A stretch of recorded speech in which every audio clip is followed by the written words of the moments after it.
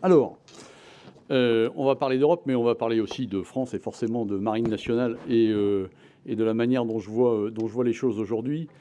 Je ne sais pas si je peux me permettre de paraphraser le président qui a parlé aux Assises de la mer, le président Macron, qui avait dit la mer, c'est ce que les Français regardent devant eux quand ils pensent à leur avenir. En fait, on pourrait transformer cette phrase en la mer, c'est ce que les Européens regardent devant eux quand ils font face à leur avenir. Et donc, en réalité, ça nous concerne véritablement tous. D'abord, je suis très heureux d'être au Paris Défense and Strategy Forum. Je pense que c'est un bon moment avec l'accélération du désordre auquel on fait face. Ça nous impose en fait un effort de réflexion, de compréhension de la situation. Et donc se poser 5 minutes est toujours une chose assez intéressante pour analyser, comprendre et voir à quoi on fait face. Alors j'espère qu'il y aura quand même quelques questions à la fin, même si je ne pourrai pas forcément durer très très longtemps cet après-midi. Mais c'est toujours intéressant pour moi d'échanger parce qu'il n'y a pas de stratégie figée. En réalité, il y a besoin d'échanger pour se comprendre et pour faire évoluer la manière dont on voit le monde. Mais évidemment, je suis aussi un petit peu marin, donc je vais vous montrer, vous expliquer un peu comment je vois le monde aujourd'hui et diffuser un peu de pensée maritime et navale. La réalité européenne, pour moi, marin, aujourd'hui, c'est quelque chose qui tient de l'évidence. En fait, il n'y a pas vraiment de frontières ou pas vraiment de postes de contrôle sous l'eau pour les poissons dans la Manche entre la Grande-Bretagne et la France. On est tous dans le même bain quelque part. Et donc ça, c'est une certitude. 70% de vos smartphones, peut-être probablement plus, ont été fabriqués à Chongqing, ont descendu le Yangtze, ont été embarqués sur un conteneur à Shanghai et sont arrivés dans un port au Havre, à Hambourg ou à Rotterdam, avant d'arriver chez vous, ici en France bien sûr, mais c'est vrai en Hongrie, en Espagne, en Italie. De fait, il y a une solidarité européenne de facto aujourd'hui quand on parle de la mer et quand on parle de ce qui s'y passe. Donc en regardant l'Europe et en regardant le monde avec mes jumelles de marin, je voudrais caractériser 4 points. Un, ce qui caractérise la mer d'abord, parce que quand même je suis dans mon rôle, ce qui s'y passe, les menaces auxquelles on fait face et comment on agit derrière. Les 3 grandes caractéristiques, je pense, de l'espace maritime aujourd'hui sont l'immensité, le caractère fluide et global et enfin le caractère hostile. D'abord, un espace immense. C'est d'abord un espace majoritairement inconnu. En fait, on connaît mieux la Lune que les fonds marins aujourd'hui. Et pourtant, les fonds marins, on les exploite, pas encore la Lune. 20% de la topographie des fonds marins a fait l'objet d'une étude précise seulement aujourd'hui dans le monde. L'autre conséquence de l'immensité, c'est la tyrannie des distances. Aujourd'hui, quoi que vous fassiez, il faut 1 mois pour envoyer un conteneur à Nouméa. Et ça, vous pouvez chercher dans tous les sens, c'est 1 mois. Mais évidemment, quand on est à l'heure de la synchronisation en microfréquence des ordres de financement via les fibres Internet, ça nous semble toujours un tout petit peu décalé. Mais la réalité, c'est que c'est 1 mois pour envoyer un conteneur à l'autre bout du monde. L'espace global, c'est que les mers ne font qu'un. En fait, il n'y a qu'un océan. Il y a un océan mondial. Toutes les mers sont reliées entre elles. Et c'est très, très important. Et ce qui fait de cet océan mondial quelque chose de particulier, c'est un espace commun. C'est peu ou pas régulé. Peu ou pas régulé. Ce sont en fait des espaces ouverts avec des règles plutôt moins établies que établies, véritablement. La navigation y est presque libre et tous les usages se côtoient. En fait, il n'y a pas d'autre limite que l'horizon. C'est la transparence, une véritable transparence du milieu. Il y a une seule rupture, et qui est particulièrement intéressante pour nous, c'est ce qu'on appelle le dioptre. C'est ce qui passe au-dessus et ce qui se passe en dessous. Ce qui se passe au-dessus est vu, ce qui se passe en dessous n'est pas vu. Et c'est bien ce que nous utilisons, France. La composante océanique de la dissuasion, en fait, se tapit sous l'océan. Aujourd'hui, la transparence de l'océan n'existe pas.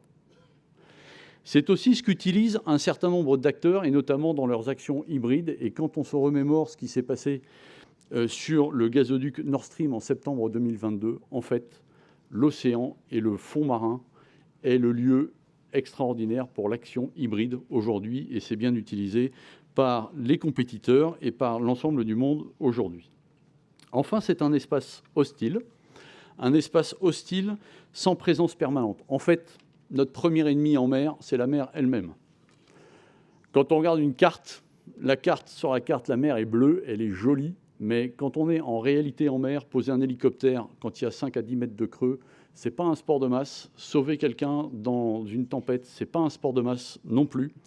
Et donc, en réalité, c'est un métier de spécialiste. On ne possède pas la mer. On ne possède pas la mer. Aujourd'hui, la présence permanente de l'homme n'est pas possible. En mer, rien n'est jamais acquis. Rien n'est jamais acquis.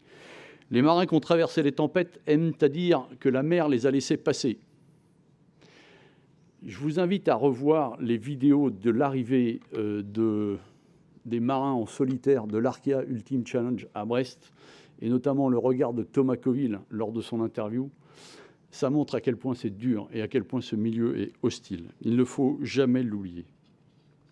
La deuxième caractéristique de la mer, c'est ses usages. Aujourd'hui, 3 grands usages peuvent être caractérisés: l'exploitation, le transport et le combat. Exploitation, en fait, aujourd'hui, on a évidemment d'immenses ressources dans les espaces maritimes. Des ressources d'abord énergétiques, l'oil and gas. Aujourd'hui, on n'est pas sur une pente descendante de l'exploitation oil and gas dans le monde. Au contraire, ça continue à croître. Et quand on regarde un peu partout dans le monde, on voit aujourd'hui typiquement entre la Mauritanie et le Sénégal une future exploitation d'un gisement gazier par 2850 mètres de profondeur. C'est vrai aussi en Norvège, c'est vrai au large du Venezuela, c'est vrai sur le plateau des Guyanes de manière générale. La deuxième ressource qui est bientôt en phase d'exploitation, c'est la ressource minérale. Avec la demande encore croissante de terres rares, un certain nombre de pays commencent à regarder de manière beaucoup plus sérieuse les ressources minérales posées au fond, et notamment c'est le cas de la Norvège, qui vient d'accéder et d'autoriser les recherches sur les modules polymétalliques qui sont posés au fond de nos océans. Et nous savons qu'il y en existe beaucoup et qu'ils sont chargés en terres rares. Et enfin, la troisième ressource ô combien importante, c'est la ressource alimentaire. Aujourd'hui, 3 milliards d'habitants dépendent à plus de 20% en ressources de protéines de ce qui se passe dans l'eau, c'est-à-dire de la ressource halieutique. Mais quand on fait un peu d'anticipation, 2100, 11 milliards de personnes sur la Terre, des surfaces agricoles qui en fait non seulement sont finies, mais en fait vont réduire avec le réchauffement climatique. Ça veut dire qu'en fait demain, la pression sur la ressource halieutique va augmenter et en fait que la sécurité alimentaire va se jouer en mer. La sécurité alimentaire va se jouer en mer. Le deuxième grand usage de la mer, c'est le transport. Le transport aujourd'hui, c'est d'abord 95% de vos données Internet transitent par les câbles sous-marins, ça vous le savez. Il y a environ 450 câbles sous-marins aujourd'hui dans le monde et on en pose encore régulièrement. Et dès qu'il y en a un qui casse, ça se sait assez rapidement puisque ça perturbe évidemment le bon fonctionnement de l'Internet mondial. Et très récemment, quand on a vu que 4 câbles avaient été coupés en mer Rouge dans le détroit de Bab el-Mandeb, on s'est évidemment tous posé un certain nombre de questions. Il se trouve par ailleurs que ce n'était pas forcément les Houthis. La mer, c'est surtout un moyen de transport central en réalité. Et dans une économie aujourd'hui mondialisée, transporter les marchandises par bateau, en fait, c'est 6 fois plus rentable que par la route, et c'est aussi 6 fois moins de dépenses de CO2 que par la route, enfin d'émissions de CO2 pardon, que par la route.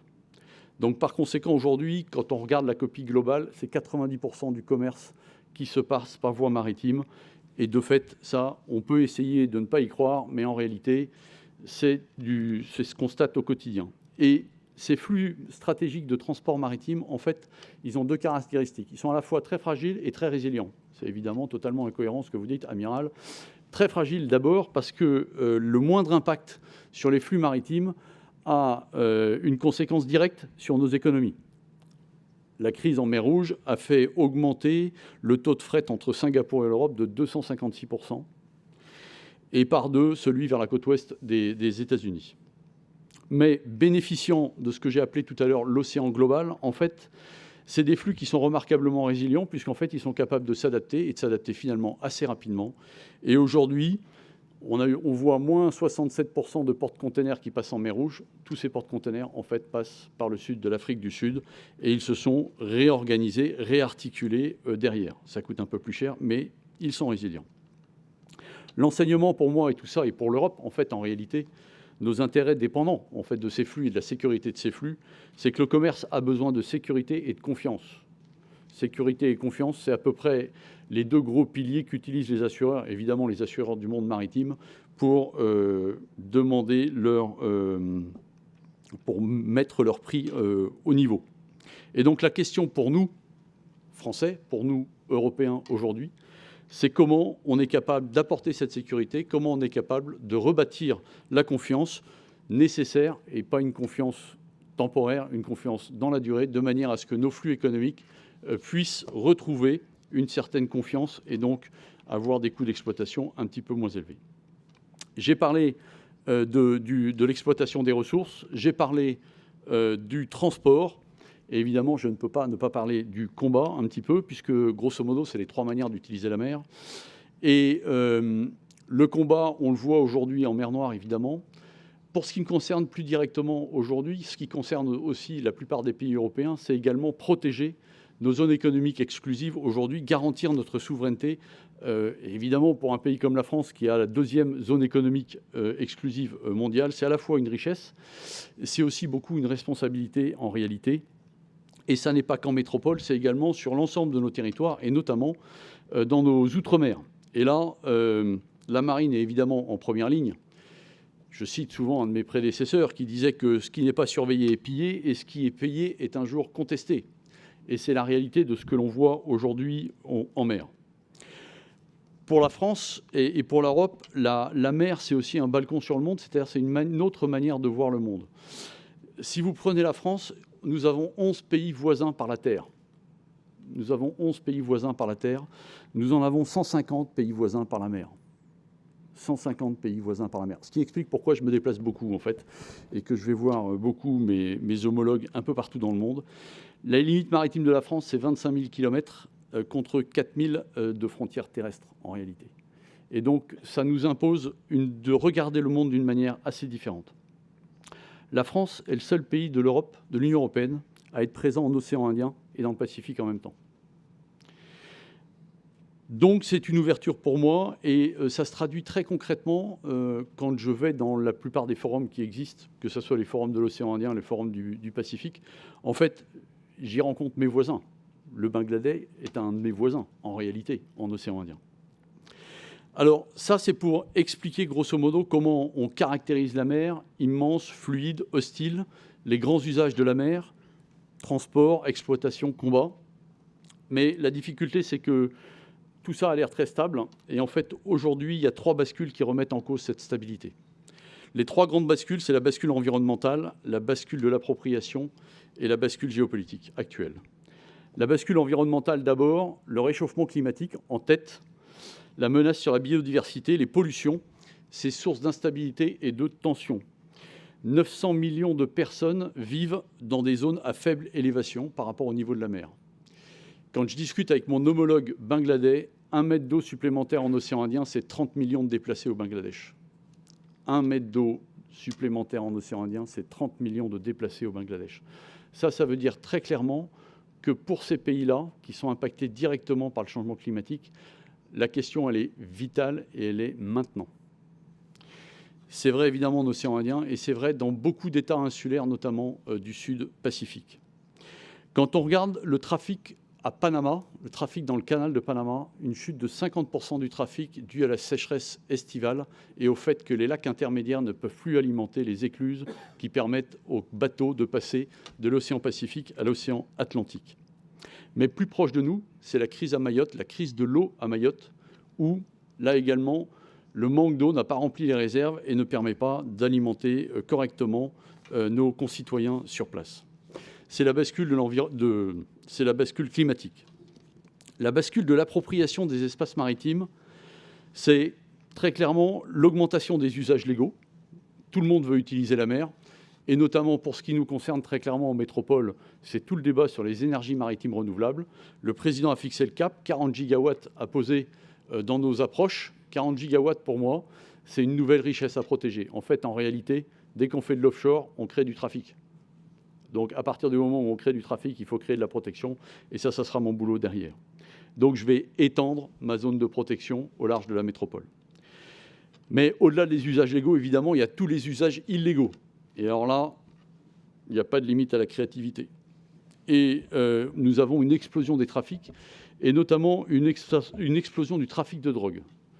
Alors, j'ai l'habitude de dire que dans la marine, on travaille chez les grossistes, donc forcément, quand on intercepte gros. Il n'y a pas plus d'une semaine, on a intercepté 8 tonnes de cocaïne. 8 tonnes de cocaïne à la revente, c'est quand même vraiment très très élevé. 2023, c'était 33 tonnes de drogue interceptées, environ 700 millions qui ne tomberont pas dans les poches des trafiquants. C'est plutôt une bonne chose. Mais ce que l'on voit, c'est qu'il y a 10 ans, c'était la résine de cannabis. Aujourd'hui, c'est la cocaïne. Et en fait, sont en train d'arriver les drogues de synthèse, Captagon et autres drogues de fous qui commencent à se déverser sur l'Europe. Nous avons une véritable menace à nos portes de ce point de vue-là.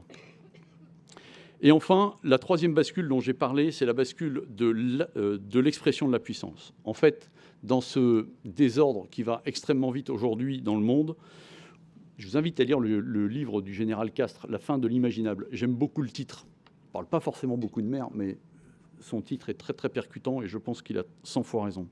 On entre dans un monde dans lequel il est difficile de savoir où on va. En fait, si je suis marin, je vous parle en transitoire. On est dans un transitoire, on passe d'un état stable et on va vers un autre état. Et en fait, à ce stade, on ne sait pas où on va, on ne sait pas quand on va atterrir. Et la seule chose que l'on sait, en fait, c'est qu'on ne reviendra pas en arrière. Plus personne n'imagine aujourd'hui revenir à un ordre type post-Seconde Guerre mondiale où tout le monde est capable de se parler et tout le monde est capable de réguler les crises qui se passent dans le monde. Et en fait, quand on regarde bien, le niveau de violence va croissant. On a évidemment la guerre en Ukraine avec la complète désinhibition et la remise en cause du droit international. On a également l'attaque du Hamas et la réponse d'Israël, qui sont les grands marquants du retour d'une violence complètement désinhibée des États, en dehors de toute régulation internationale. Et dans ce contexte, la bascule géopolitique, elle s'illustre en mer, en réalité. On l'a vu dans le dialogue de puissance qui s'est joué dès le début de la crise à Gaza, avec 2 groupes porte-avions américains qui se sont positionnés en Méditerranée orientale pour expliquer à l'Iran qu'il ne fallait pas faire exploser une crise autour du conflit israélo-palestinien. C'est également la mer, ce que j'appelle le lieu des souverainetés conquérantes. En fait, sans régulation internationale, les appétits de souveraineté s'aiguisent et s'exercent, et c'est ce qu'on peut voir par la prise d'un certain nombre d'îlots dans le monde, une extension de souveraineté non reconnue et en utilisant souvent le droit comme une arme de guerre.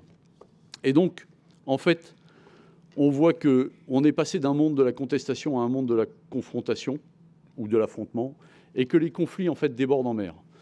Quand on regarde le conflit ukrainien, on voit une certaine stabilisation de la ligne de front aujourd'hui à terre. En revanche, en mer Noire notamment, la chose est totalement différente. Et on assiste, assez étonné, à un pays qui n'a pas de marine être capable finalement de repousser un pays qui était censé avoir une marine de combat de haute mer. Et le conflit à Gaza n'y échappe pas également, puisque vous n'êtes évidemment pas sans savoir que ce conflit aujourd'hui déborde en mer Rouge. Et en mer Rouge, c'est le lieu où nous avons engagé avec d'autres pays européens un certain nombre de drones que les Houthis envoient régulièrement pour menacer le trafic commercial.